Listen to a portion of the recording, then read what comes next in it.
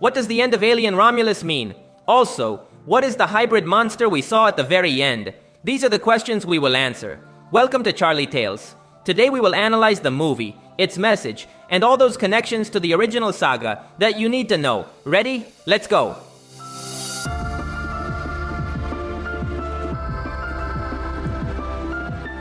The movie tells the story of Rain, a young woman who works on a mining planet for the Weyland-Yutani Corporation. She lives with her brother, a robot named Andy. Their lives are miserable, and they have no future in this place. However, everything changes when, along with some friends, they discover a drifting spaceship in space. This ship has technology that would allow them to travel great distances through space. This way they could leave the mining planet and live in a dream world. But everything gets complicated when they discover that this ship has monstrous creatures called xenomorphs. These creatures want to consume them and use them to reproduce. In the middle of the adventure, we meet Rook, a dying robot, who reveals several details about the ship. The space station was invaded by the xenomorphs, and only he survived. He has spent all these years experimenting with the creatures. But who is Rook? This is a robot created by the Weyland-Yutani Corporation. He looks identical to the legendary robot Ash from the first Alien movie in 1979. In that film, we met Ash, who was a synthetic pretending to be a crew member, but his real mission was to obtain a xenomorph specimen for the Weyland Corporation. Ash practically functioned as a villain in the first movie. His primary goal was always to prioritize the company's interests, and he didn't care about sacrificing the crew to achieve it. However, Ripley discovered his betrayal, and together with her companions, they managed to decapitate him and then burn him. That was the end of Ash. Now in Alien Romulus, we meet Rook, a robot with the same appearance as Ash. At first, I thought they were the same character, but that is not the case. Ash did die. Rook is a completely different robot, but with an identical objective, to obtain a sample of these creatures for the Weyland-Yutani Corporation. In Alien Romulus, Rook tells us that they experimented with the xenomorphs on this ship and managed to synthesize a substance hidden in their DNA. This is a black liquid that Rook describes as the most destructive pathogen in the galaxy. This liquid is the same one we saw in the 2012 movie Prometheus. That movie introduced us to the engineers, ancient beings who created humans. At the beginning of Prometheus, we saw an engineer drink the black liquid on planet Earth. This liquid killed him, but also allowed his DNA to develop on the planet, resulting in humans. In the sequel to Prometheus, Alien Covenant, we saw a robot named David use the black liquid to destroy a planet of engineers. As Rook said, this liquid is the most dangerous substance in the galaxy. However, Rook tells us that this was not all he discovered.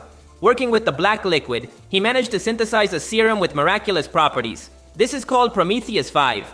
According to Rook, the serum could evolve humans to a new state of superiority. The movie even shows us how, during his experiments, he injected a dying rat with the serum, and it miraculously regenerated. The Prometheus 5 serum is named as a clear reference to the 2012 Prometheus movie. Even the most attentive viewers surely noticed that when Rook mentions the word Prometheus, the song from the 2012 movie plays. However, Rook did not tell the whole truth. Moments later, we can see that the rat not only healed, but also started mutating into a horrifying monster that ended up dying. Rook does not tell this to our protagonists because he wants them to take the serum so that the Weyland Corporation can experiment with it. This makes us think that Rook never really wanted humanity's welfare. He wanted the Weyland-Yutani Corporation to obtain this powerful black liquid for evil purposes. Moving on to the ending. With difficulties and sacrifices, Rain, Andy, and Kay are the only survivors of the massacre. Remember that Kay was pregnant, but was captured by the xenomorphs, who at this point in the story had already contaminated her with an alien inside her. In a desperate attempt to save herself, Kay injects herself with the Prometheus 5 serum. Rook said that this serum might cure her, but it does not. The serum accelerates her pregnancy to the point where she gives birth to a human xenomorph hybrid. What is the humanoid monster at the end? At first glance, it gives the impression of being a human xenomorph hybrid, but if we pay attention, it seems to have characteristics of the engineers from the Prometheus movie. The engineers were important characters in the Prometheus and Covenant movies. These beings belong to an ancient race in the universe. They created humans, and possibly were the ones who created the first xenomorphs in history. Rook said he experimented with the xenomorphs to obtain the serum from the deepest part of their DNA. With this context, it is likely that Rook managed to access the part of the xenomorphs that contained engineered DNA. Remember that engineered DNA is in humans, and consequently in xenomorphs too. That is why this creature is extremely tall, like the engineers, who are around 3 meters tall. Rook managed to touch engineered DNA. but his experiment was ultimately a failure, because this substance did not save Kay. It only mutated her baby. I want to take this moment to say that I almost jumped out of my seat when this thing appeared. Seriously, this scene was so well directed. It had been a long time since a movie monster scared me, and they did it without jump scares or loud music. Just seeing it in silence gave me chills. Now let's talk a bit about the movie's message. Alien Romulus is a survival story, but it also focuses on the relationship between humans and robots. The movie contrasts Rook and Andy, both synthetics but with fundamental differences. Rook is a cold robot. The only thing that interests him is his mission to benefit the Weyland-Yutani Corporation. On the other hand, Andy is also a robot, but his programming is based on a more human message. He was designed by Rain's father, who programmed him to take care of her. This is a vital difference between the two characters. Rook was born from more selfish and corporate programming, while Andy was born from a father's love for his daughter. So the movie shows us how Andy expresses that love towards Rain, even though he cannot really feel it because he is a robot. In the middle of the movie, Andy is infected by Rook's programming, and we see him make cold decisions to achieve his objectives several times. But near the end, Rain resets his system, returning us to the original Andy. This Andy is a more insecure and weak creature, but despite that, thanks to his original programming, he manages to face the xenomorphs with courage to protect Rain and save her life. Despite everything, it was this imperfect programming that allowed him to save Rain. Unfortunately, Andy ends up severely injured, but Rain returns the favor to Andy by cryogenizing him so that one day she can repair him and bring him back. Both end up cryogenized with the hope of reaching a better planet.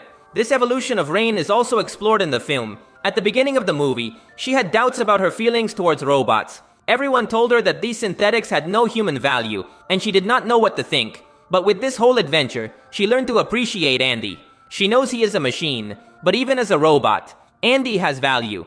The movie brilliantly uses Rook, Andy, and Rain to explain the relationship between humans and robots within the Alien universe. This is not new. This saga is very good at writing stories with synthetics. We already saw it with David in the new movies, and with Bishop in the original saga. Synthetics are a fundamental part of the saga, and I am very pleased that in this movie, they handled them with these more emotional ideas, even humanizing them, but they never take away their fundamental characteristics as robots. But anyway, that's all for today. If you liked the video, you would help me a lot by leaving a like. That would be legendary. Also remember to subscribe, because I'll be uploading more videos about your favorite movies. Thanks for listening. My name is Charlie, and I'll see you in the future.